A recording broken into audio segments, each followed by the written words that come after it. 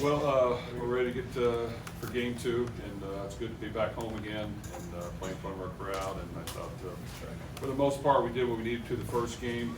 Got a lot of people some reps and some action, which was good to see them get on the field. And of course, we want to challenge ourselves to play our best this week against an opponent that, while they didn't win last week, they had a really successful year last year. 9-4, won their bowl game. Coach Rodriguez has been coaching football for a long time. He knows what he's doing. Very, very good coach. And they'll present us problems with the tempo and the type of offense they run. And even on defense, they do a lot of different things, give you a lot of different looks, and try to confuse you. So we've got to prepare well and get ready to play a good game. Jeff, how satisfying was it to see your team go out there and take care of business from start to finish, especially given the context that during week 1 there were some Power 5 teams who faced FCS teams and kind of struggled to finish those games? You know, we did what we were supposed to do, and I think we prepared hard, we practiced well. These guys wanted to go out there and try to put on our best performance. So, yes, it's always important that you do what you're supposed to do and play well, do the small things correctly, and challenge yourself to play your best. And for the most part, I thought we did that for 4 quarters, and now we got to find a way to do it again. You talked about switching Jaden to slot. What was it about his skill set, or what did you see from him that made you feel good about putting him in that position? Well, Jaden has a lot of experience. He's played a lot of football here and at Cincinnati. Cincinnati played some slot receivers, so we knew he could do both. We were using him mostly on the outside here, but when Colin went down, he was probably the most veteran we had that was going to be in a rotation with Ja'Cory and Chris on the outside. So to get him on the field as a starter, get all those 3 guys out there, all guys that are 6'2 plus, those are good targets. He just really has a good feel and a knack for football, and I think, like I said, it's his 2nd year in our offense. He understands it as good as anybody. He's been healthy this year, which last year he was not healthy for the most part, and so I thought he stepped up and did very good, and it was good to, I was proud of him. He worked really hard to get on the field and get some action, and did a solid job. And then when it comes to Isaac, for him to be a freshman and have the game he has played, I mean, how much more do you need to, is it just a matter of more games, or what do you kind of need to see from him to kind of get him some more action? I know you talked about getting him the ball more. Well, Isaac did a really good job, and he's fast, he's quick, he's elusive, he's dangerous with the ball in his hands, he's got some speed that you just really don't coach. Anytime you play a first-year freshman in game 1, you worry about locking up, not knowing all the plays, turning the ball over, but he practices really hard, and his demeanor and his work ethic overcomes a lot of that. I think you'll continue to see him on the field. Obviously, as the season progresses and we're playing more and more teams each and every week, he's going to have to make plays and be a playmaker for us. But I think we felt confident with Maurice and Don being our veterans and understanding exactly what we wanted done. Good solid blockers, good in the running game, good in the passing game, a good understanding of football and the type of competition we're going to see. So we'll continue to work all those running backs and get them all ready. But Isaac does have some game-breaking speed. Jeff, in special teams, used a couple of kickers. Is that kind of one of those things where Brock has separated himself, but you've got some other guys you wanted to get some reps? And then as far as punt return, Quincy looked really, really fast on that first one, but I know you used Isaac and Jaden back there as well. Is Quincy kind of that guy, at least for right now? I do think our specialists have worked really hard. There's not a huge drop-off in first and second team at all those categories that you mentioned. Obviously, Brock has a ton of experience, can kick off, kick field goals, and punt if we need him to. But the others behind him have improved, and they've stepped up, and we'll utilize all those guys as much as we can. When it comes to returning kicks, I think we got some capable guys, and Quincy obviously is very talented. Sometimes you don't want to risk getting him injured, but he can do some really good things with the ball. Jaden Thompson has felt comfortable back there, especially catching the ball and having a good feel. Isaac just got game-breaking speed and ability. Colin Lacey was back there. He'll get back there once he gets healthy again. So there are some options, and each of them I think can do a really good job for us. Hey Jeff, just was wondering what your relationship with Rich Rod is like. I think you guys played each other back in 2017. Was that like the only interaction you've had? Have you had more throughout the past couple of years? What's that like? Well, we definitely played against them in the bowl game my first year at Purdue, and won a close contest. Coach Rodriguez has been coaching a long time. Really was one of the main ones to perfect the spread offense, the ability to use the quarterback as a runner and a passer, to go with great tempo, to hit some plays on you before you lined up, and has been really good at it. And I think now, going against them, there's just a whole lot you got to prepare for. And he understands the game. He gets it. He's been there. He's done that. He knows how to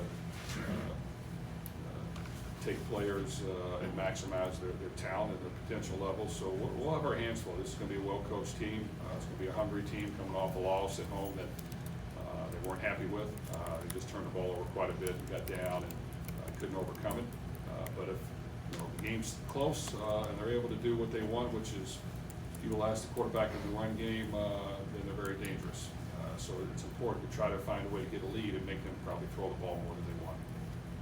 And kind of going back to the running back room with how Isaac played this past week, you mentioned the veteran Jack in this team. I remember last year, it seemed like that running back room was kind of the breakout surprise of the offense with how successful they were, especially early on in the year. What's made preparation going into these early weeks, these past 2 seasons you've been here, successful when it comes to that group specifically?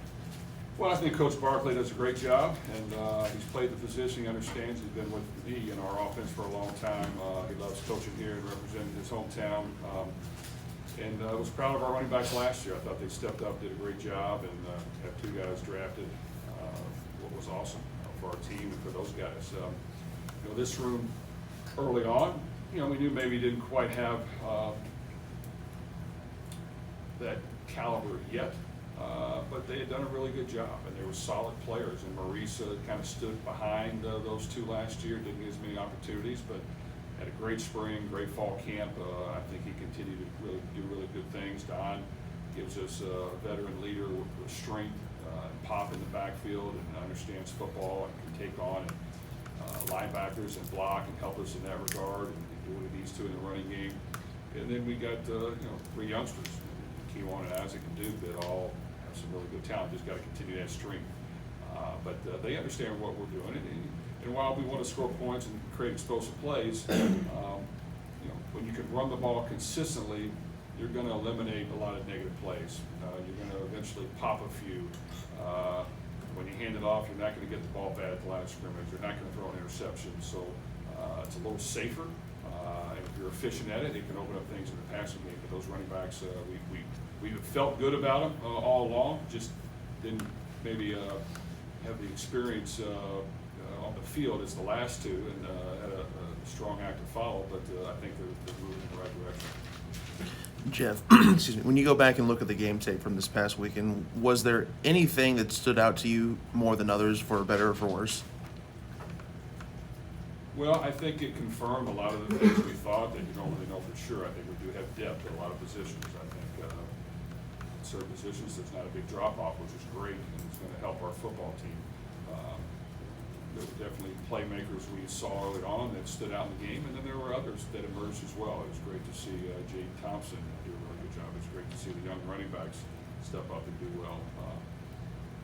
Mark Redmond didn't get here to the summer. It's great to see him make a great catch, and even the other tight ends were efficient, did a good job. I thought the offensive line was solid for the most part. We played quite a few guys there, and on defense, we knew we had depth, and it showed up because there wasn't a big drop-off when we were rotating guys in and out. So that was good to see, and I thought we were solid on special teams, and that's always important. You got to find a way to gain advantage. So I think it just kind of confirmed what we had thought, but you never know for sure, and we'll have to do that more than 1 week against really good opponents to keep confirming that, but it's a good start. Jeff Brohm talked in preseason about being able to move Ashton around a little bit. What advantages does that bring, especially when we saw him on 3rd down, kind of moving inside a little bit? What advantages to the defensive run does that bring for you guys? Well, it's a huge advantage. We have a hard time blocking him in practice, especially when he's been moved around. As this game got going on, we didn't play Ashton a lot in the second half. Kind of sat him down with him I'm sure he didn't like. But we want to keep him healthy and fresh and ready to go because we were, had the game someone in command. Man, he's just, he's strong, he's quick, his effort is relentless. He can play a lot of things. He's a great leader by example, wants to win, great teammate. And he's got to step up and make plays for us against good opponents if we want to win football games. And to keep him healthy as long as we can is important because he's really good. To follow up on the defensive line, Trammell was a guy who got here late. He has obviously picked things up pretty quick. What is it about him, and kind of talk about what he did the other day opposite of that other side? It was great to see Trammell step in and play the way he did. Yes, he got here late.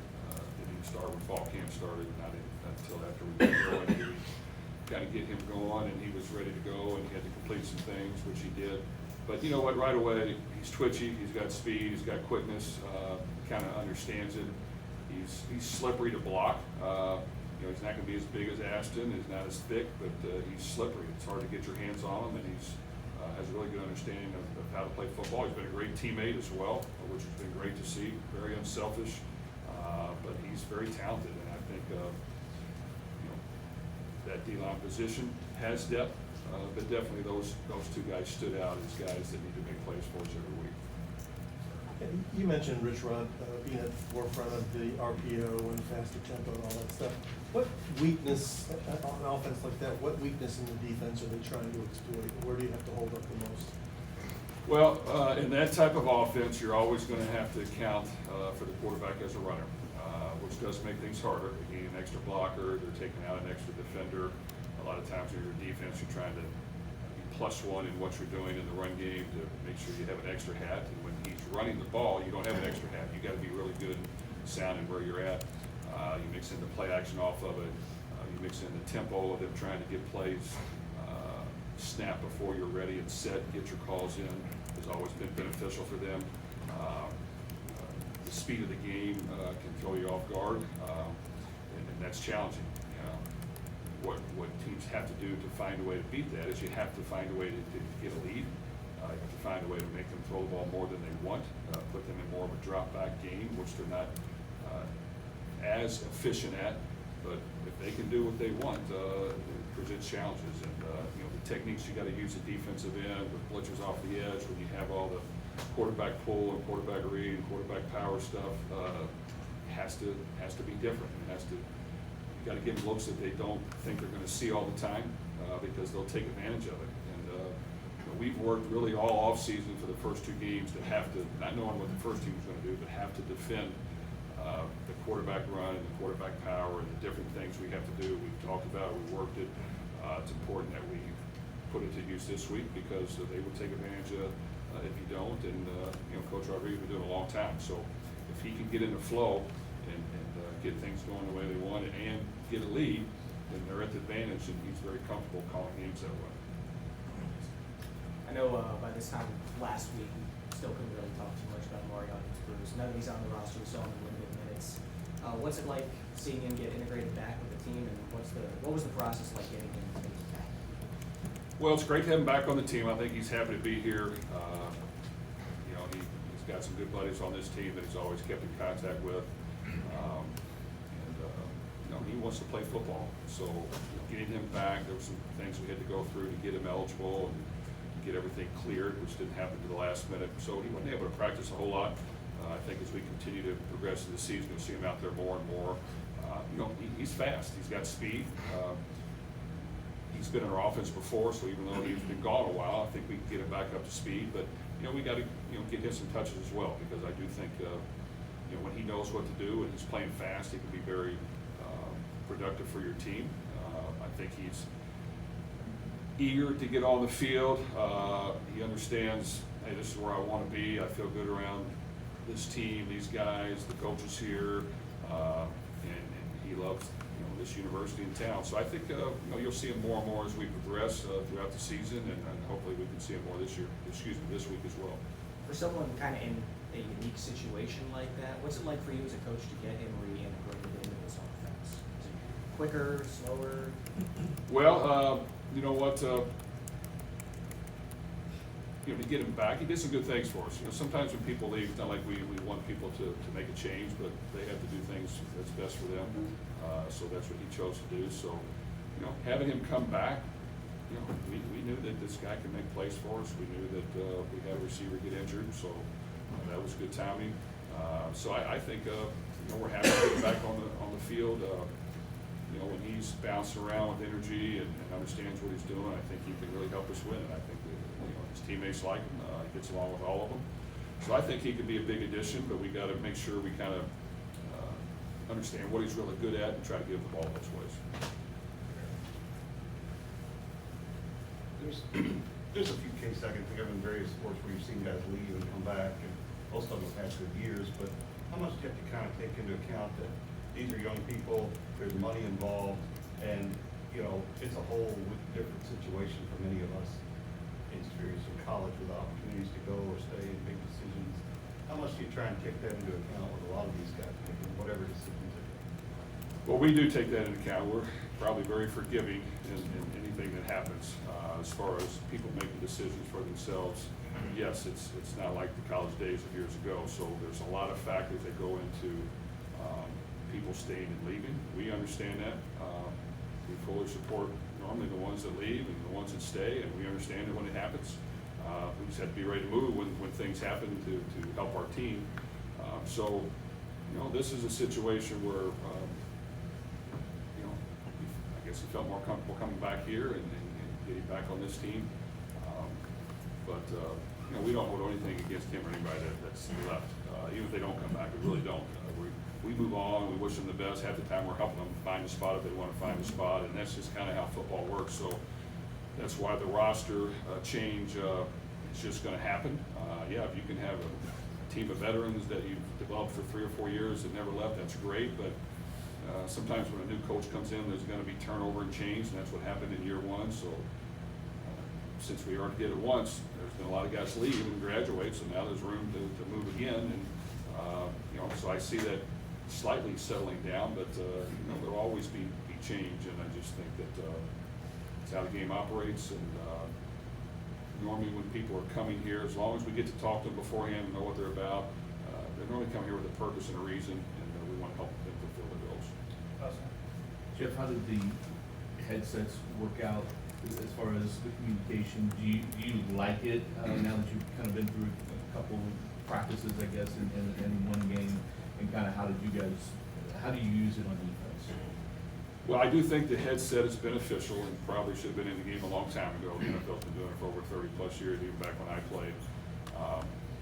You know, the spread teams for a long time didn't want any part of it just because they signal things in, they go fast, and you know, they didn't want to have to change probably. But if you don't want people to steal your signals and you want to be able to run plays that the other team doesn't know, for sure, you use the earpiece. So for us, I thought it worked pretty good the first half. I ain't gonna lie, there was 5 or 6 times I forgot to press the button. So I screwed it up. I'm like, why don't you know the play? I just said it like twice. You know, you got all these compartments on your belt buckle, and you know, at first I said, you know what, maybe I'll just use a walkie-talkie. And like, no, I'd be better to press the button. So I might forget to press it. And I was right, I forgot to press it numerous times. So it took me a while to get used to that. So I was did do a great job the first quarter, especially. Second half, believe it or not, when Pierce was in there, I had to call a timeout.